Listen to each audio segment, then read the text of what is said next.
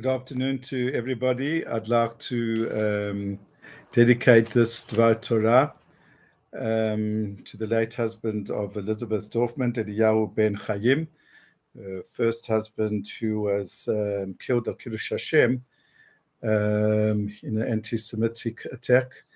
And he was very, very young, but the comforting message is that yes, it was very tragic, but he ultimately gave his life al Kiddush Hashem, which is I think as the Gemara Masechet Pesachim says that a person who dies under those circumstances, that he has got a chelek in Gan Eden that very, very few people can reach. In Parshat Tavo, we always read about just before Rosh Hashanah, the blessings and the curses, and there are 98 in all. And as many people have pointed out, this is a preparation for Rosh Hashanah because we're basically blowing 100 blasts on Rosh Hashanah of the shofar, and we are saying that if there's tshuva, if there will be the blowing and the coronation of Rosh Hashanah in its proper way, then that will negate the 98.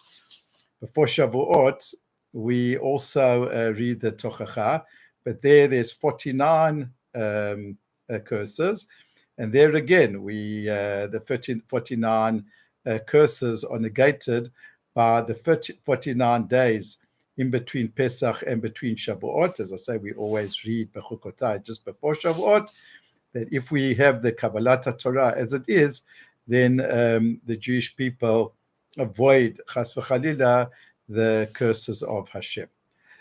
In the beginning of the blessings, the Torah tells us the most wonderful blessings about how we will have material and physical security, that we will overcome our enemies, that we will have prosperity, there'll be rain, there'll be abundance, that our crops will be overflowing in the stores. It's really a utopian, idyllic type of description. And all the brachot that Hashem says, and the Jewish people as a people, the Torah says that they will reign supreme, they will be a head and not a tail. And the Torah then also says that there will be people who lend money and not who borrow money, etc. Just a very, very moving description of the blessings in the Torah. And amongst those blessings, there's a very, very strange formulation. The Torah says, Baruch atah b'vo'echa or Baruch atah b'tzeitecha, which means Hashem will bless you when you come in, and Hashem will bless you when you leave and you go out. Now, what is first of all, the meaning itself, or put it this way, the formulation is a little bit peculiar because a person isn't born in midair. A person is not born while they are traveling. A person basically is in a state of inertia. Basically, a person is in a state of rest. They're in their homes or they're in their offices or wherever. And from there, they go out. So what the Torah should have said is Baruch atah b'tzeitecha, blessed be when you go out, and then afterwards, and when you have gone out and you've traveled to a certain place, and now you're returning, then it should say, Baruch atah b'vo'echa, blessed be when you have come back, right? And wherever you return. But the Torah inverts the order, which makes it a little bit irrational. Baruch atah b'vo'echa, Baruch atah b'tzeitecha. Now Rashi, he comes to our aid, quoting the Gemara, which resolves, on the one hand, the grammatical problem, but what it does is it actually intensifies the question because it presents us with a philosophical problem. The Rashi says that it means as follows.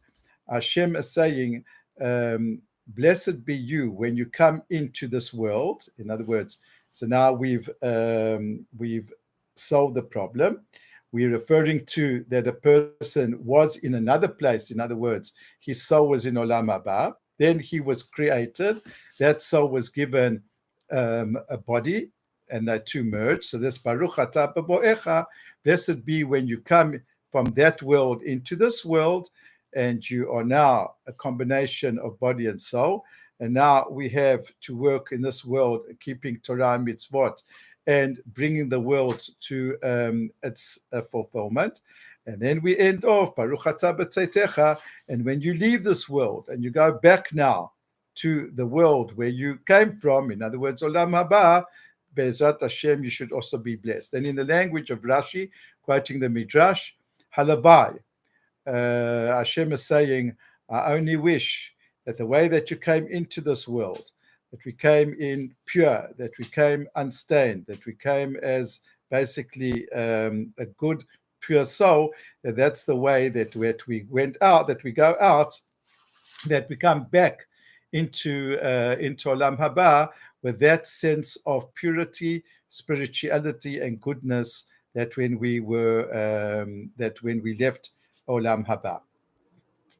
It has got, so that's first of all, okay, we've solved now the grammar, but then it would be very difficult because all the blessings the Torah says until now, we can understand. We can understand that Hashem says that there'll be rain. Hashem says, I will bring you good fruit, and Hashem will give you security that the enemies won't attack.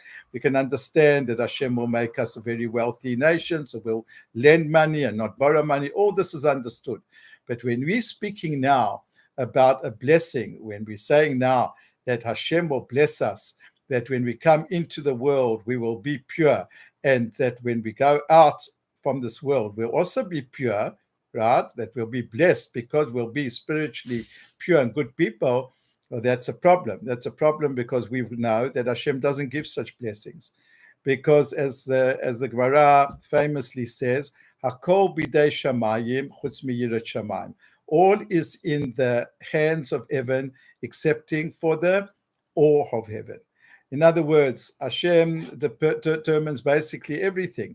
But when it comes now to our moral, ethical, and Torah endeavors, here Hashem sort of sits back, takes a backward position, right? Obviously, Hashem hasn't got a goof, and He allows us, right? Not allows it. Indeed, the whole point of the creation of the world is that we have free will, and that we realize our free will, and we manifest that free will, and that way we learn Olam Haba. So what is the meaning of this blessing? So I heard a very interesting explanation that Baruch atah b'boecha, Baruch atah b'tzeitecha. Hashem says that, but it means as follows: if we keep the Torah, then alongside the physical blessings, Hashem will create. He'll create an environment in which we are able to have a spiritual blessings. That's what it means. Hashem doesn't interfere in our free will. He cannot do that, so to speak, because that's what the whole world is about. But when it says, blessed be you when you come into this world, blessed be you when you go out and you leave this world, what it means is, Hashem says that seeing that you keep the Torah, I'm going to help you and I'm going to create for you perfect spiritual environments, a context. I'm going to be your neighborhood, your home, your business, the country, the village. Everything's going to be in such a way that your surroundings are always going to be spiritual and good, and that will help you to be blessed both in this world and in the world to come. So that's what it means to Baruch atah b'boecha u'b'tzeitecha, and we have to follow Hashem's ways and create for ourselves that in our homes, that in our shul, that in our neighborhoods and in our cities, in the whole of Israel, in the army, there's constantly an environment where a person feels kedusha, where a person feels holiness. If we just go back and I end off that according to the first explanation, the simple explanation, even though grammatically it's a little bit hard, the order that says Baruch atah b'boecha, Baruch atah b'tzeitecha, and Hashem, Rashi says, I hope that you're coming into Olam Haba, you're coming to this world, will be like your world going out. But there is another form of understanding this, And that's it's connected to a midrash in which the sages of the Talmud used to comfort people, great people who'd passed away. And they would say to the mourners as follows. He says, everyone makes a very great celebration when where there's when a ship leaves the harbor for the first time, right? There's a traditional Gentile way of taking a bottle of champagne and they swing it from the docks. And then what they do is it breaks on the ship, and then there's a big orchestra, etc., etc. Then it goes. And the wise man says, but you know what? I don't make a celebration so much when the ship goes in, but when the ship, after 30 years or 40 years being at sea, and what it does is it's now the engine's already cracking up a bit, and it's been bombarded the whole time by the waves of the sea. And then in its last voyage, when it comes now into the harbor to be sort of dismantled or to be retired from the fleet, that's when I make the celebration, because I say, you know what, the ship did its job. And so the people, what used to do is they used to make that celebration, right? Not to make the celebration when a person came into the world, when the person, so to speak, started the maiden voyage, because who knows, maybe the fate will be like the Titanic, but with all its on its first journey. But when a person has finished that journey and he did well, and he was able to be like the ship, which brought convoys up and down and passages, then when we see that it's still in one piece and it comes to the harbor, that's when we make a celebration, because we say, you know what, the ship was good. That's the meaning of Baruch atah bevoecha, Baruch atah b'tzeitecha. Blessed be you when you came into the harbor, when you had a fulfilled life. Baruch atah b'tzeitecha, and may you be blessed also that when you start off your endeavor, you start off like the fleet, the voyage, then it should also be good. So these are the two explanations of blessed be you when you come in other words, to this world. Baruch atah b'tzeitecha, when you go out to the world. In other words, like we said, that the environment should be good. That's what Hashem is blessing with us. And the last explanation is that we're saying, blessed you when you come in and you are fulfilled like the ship, your final voyage. That is the greatest blessing that could be. Shabbat shalom to kulam. This is basically, there is one more recording before the next year. But already, as the Gemara says, already from now we can start wishing each other a Shana Tova. And so I'm using this opportunity to wishing everybody Shana Tova Matuka.